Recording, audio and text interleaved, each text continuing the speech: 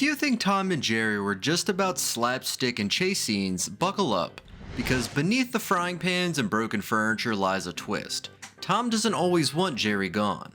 In fact, sometimes he flat out saves him. Whether it's by accident or out of some deeply buried affection, these are the moments when Tom, the so-called villain, flips the script. He's not just chasing Jerry, he's protecting him. And the more you see it, the more it feels like their feud is less about hatred and more about some weird, indestructible bond. Let's dive into 10 episodes that prove Tom and Jerry aren't enemies at all. They're something stranger, sweeter, and way more complicated. This one kicks off with a peace treaty. No kidding. Tom, Jerry, and even Spike the Bulldog decide to stop the chaos and hang out like civil beings. And it works, for a while. They picnic, they laugh, but when real danger creeps in, it's Tom who jumps in to shield Jerry.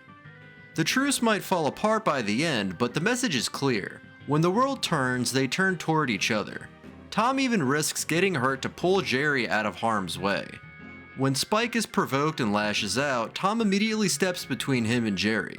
They may go back to their antics, but that moment of protection hits different.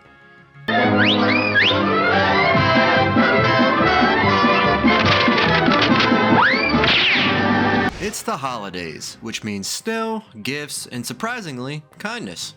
Jerry ends up in serious trouble under the tree lights, and Tom, decked out in seasonal goodwill, and maybe guilt, saves him without hesitation.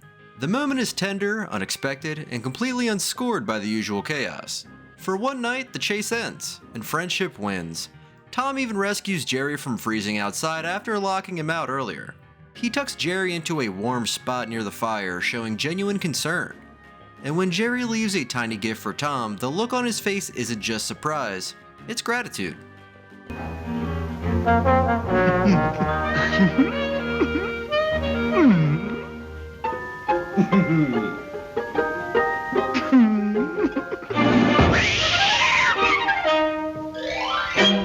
Underwater plot twist. Tom swims into a fantasy realm and meets a mouse who looks just like Jerry, but with fins. Instead of cooking him in seaweed or chasing him with a conch shell, Tom battles sea monsters to keep the mermouse safe. It doesn't matter that this isn't the real Jerry. What matters is that Tom sees a creature in trouble and acts. He shields the mermouse from a giant eel with nothing but a trident. He distracts a hungry shark to give the mermouse a chance to escape, and when the danger's past, Tom lets him go free without asking for anything in return.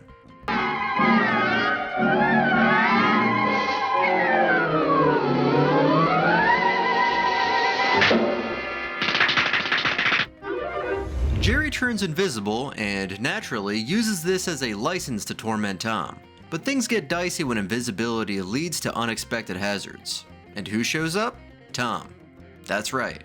The guy who should be celebrating Jerry's disappearance ends up rescuing him instead. Turns out, Tom's not into Jerry being hurt. He just prefers him slightly inconvenienced. When Jerry nearly falls from a high shelf unseen, Tom throws a pillow to break his fall. He creates visible outlines so others don't step on Jerry. Even when Tom can't see him, his instincts drive him to keep Jerry safe.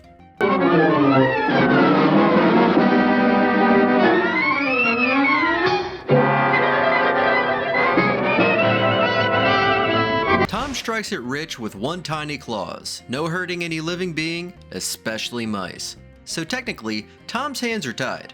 But what he does next is surprisingly tender. He shields Jerry from every threat that comes their way. Not because he's scared of losing his cash, okay, maybe a little, but because he slips into the role of protector almost naturally. When a dog chases Jerry, Tom blocks the path. He even gives Jerry his own bed made of silk. And later, when Jerry fakes injuries for sympathy, Tom still doesn't retaliate. Gee, I'm throwing away $1 million. But I'm happy! Yeah! Jerry sets Tom up, blames him for a bunch of disasters, and gets him kicked out. Savage, right? But when Jerry's own safety gets compromised, Tom comes back. Not with revenge, not with a trap, but with a helping paw. There's no smugness, no I told you so, just a rescue. Which makes you wonder who's really chasing who. Tom pushes a broom-wielding maid out of Jerry's escape path. He lures danger away by playing the decoy, and when it's all over, he doesn't even gloat. he just walks away. Hey, you! What you doing with my bone? Yeah, you! Listen, pussycat. If I catch you taking my bone again, there's gonna be trouble. Tom's a palace guard. Jerry's a food-stealing rogue. The setup screams betrayal. But when outsiders threaten Jerry's life, Tom goes from sword-swinging enforcer to surprise savior. Sure, the food fight resumes later, but there's a flash of loyalty in there. A pause between attacks that says, "I've got you. For now." He throws himself in front of a falling chandelier to save Jerry. He secretly tips Jerry off to avoid traps, and when the guard catches Jerry, Tom pretends to fumble so Jerry can escape.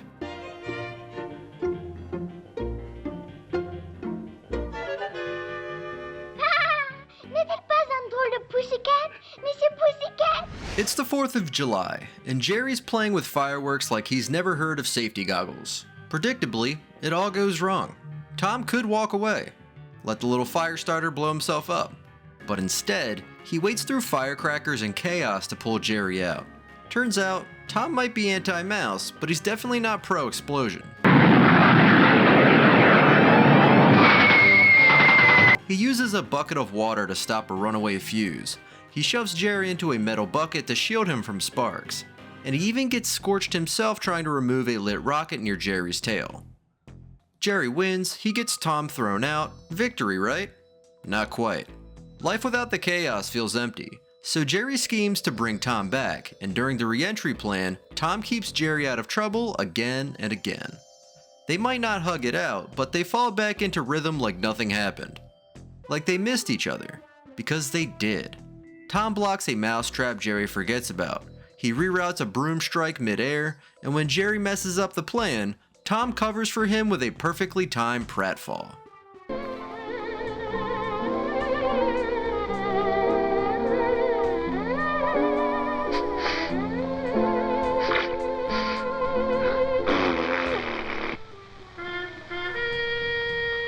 Now this one's dark. Real dark.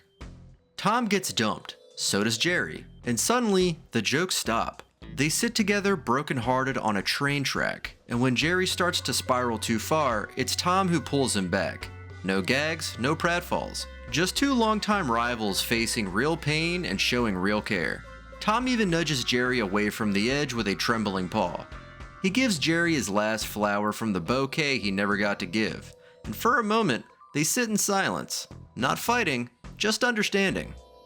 These aren't just cute moments buried in the chaos. They're clues, evidence, proof that Tom and Jerry don't hate each other nearly as much as they pretend to.